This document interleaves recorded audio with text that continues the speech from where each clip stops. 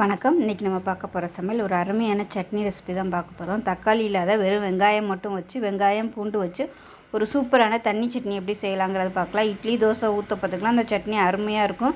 ஒரு தடவை இது மாதிரி செஞ்சு பாருங்கள். டேஸ்ட் நல்லா சூப்பராக இருக்கும். எல்லாருக்கும் ரொம்ப பிடிக்கும். ஸோ வாங்க இந்த அருமையான சட்னி எப்படி செய்யலாங்கிறத பார்க்கலாம். ஒரு பேன் எடுத்துக்கலாம். இதில் கொஞ்சமாக ஒரு 2 டேபிள் ஸ்பூன் அளவுக்கு எண்ணெய் விட்டுக்கலாம். ஏன்னா வெங்காயம் பூண்டு எல்லாமே வதக்கணும், அதனால் வதங்குற அளவுக்கு எண்ணெய் விட்டுக்கலாம். இப்போ எண்ணெய் நல்லா சூடானதும் ஒரு 15 பூண்டு சேர்த்துக்கலாம். இது குட்டியாக இருக்கிறதுனால 15 எடுத்திருக்கேன். இது வதக்கி விட்டுக்கலாம். கலர் நல்லா மாறணும். நல்லா ப்ரௌன் கலரில் வர அளவுக்கு வதக்கிக்கலாம்.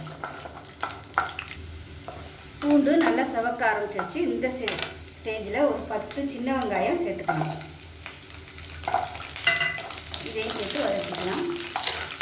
இது கூடவே 15 வரமிளகா வச்சுருக்கேன், அதையும் சேர்த்துக்கலாம். காரத்தை பொறுத்து வரமிளகா கூடவோ குறைச்சோ சேர்த்துக்கலாம். இதையும் சேர்த்து நல்லா வதக்கி விட்டுக்கலாம். வெங்காயத்தோட கலர் நல்லா மாறணும். இப்போ சின்ன வெங்காயம் கொஞ்சம் லைட்டாக வதங்க ஆரம்பிச்சிருச்சு. இதில் பெரிய வெங்காயம் மீடியம் சைஸாக 2 எடுத்திருக்கேன். அதாவது இந்த சைஸுக்கு, அதாவது குட்டியாக உள்ள பெரிய வெங்காயம் 2 எடுத்திருக்கேன். பெருசாக இருந்தால் நீங்கள் 1 எடுத்துக்கோங்க. இதையும் சேர்த்துக்கலாம். இந்த மாதிரி கட் பண்ணால் போதும். இது கூடவே சின்ன நெல்லிக்காய் சைஸுக்கு புளி சேர்த்துக்கலாம். இது எல்லாமே நல்லா வதங்கணும். இப்போ இதுக்கு தேவையான உப்பு சேர்த்துக்கணும். உப்பு சேர்த்துட்டோம்னா வெங்காயம் சீக்கிரமாக வதங்கிடும்.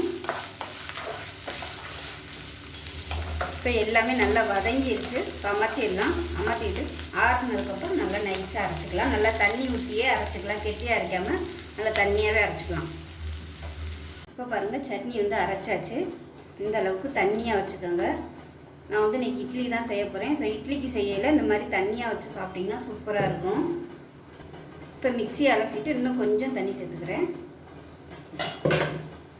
பார்த்திங்கன்னா இந்த அளவுக்கு இருக்கணும். இன்னும் கூட நீங்கள் தண்ணி வேணும்னா ஊற்றிக்கலாம்.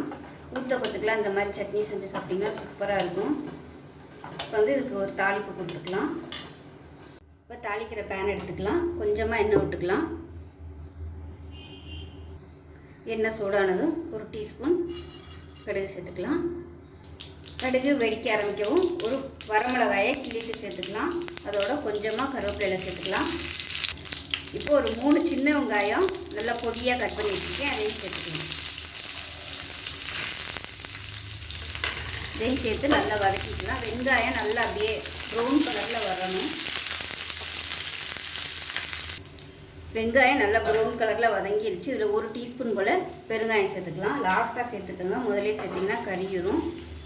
லேசாக பெருங்காயத்தை பொரிய விட்டுட்டு இதை அப்படியே சட்னியில் எடுத்து கொட்டிடலாம். இந்த மாதிரி வெங்காயத்தை வறுத்துட்டு சேர்க்கும்போது நல்ல ஒரு ஃப்ளேவர் கொடுக்கும். அருமையான சட்னி ரெடி ஆயிடுச்சு. ஸோ கண்டிப்பாக செஞ்சு பாருங்கள். இட்லி தோசை ஊத்தப்பம் எல்லாத்துக்குமே அருமையாக இருக்கும். ஒரு தடவை செஞ்சிங்கன்னா அடிக்கடி செய்வீங்க. அவ்வளோ சூப்பராக இருக்கும். இந்த வெங்காய வாசனையோடு சாப்பிட்றதுக்கு இன்னும் கூட நீங்கள் தனியாக வச்சுக்கிறதுனா வச்சுக்கலாம். இப்போ பாருங்கள், நல்லா பஞ்சு போல் இட்லி சூப்பராக ரெடி ஆயிடுச்சு. இந்த இட்லிக்கு இந்த சட்னியை மேலாப்பில் ஊற்றி சாப்பிட்டிங்கன்னா அவ்வளோ சூப்பராக இருக்கும். ஒரு தடவை இது மாதிரி ட்ரை பண்ணி பாருங்கள். அட்டகாசமாக இருக்கும்.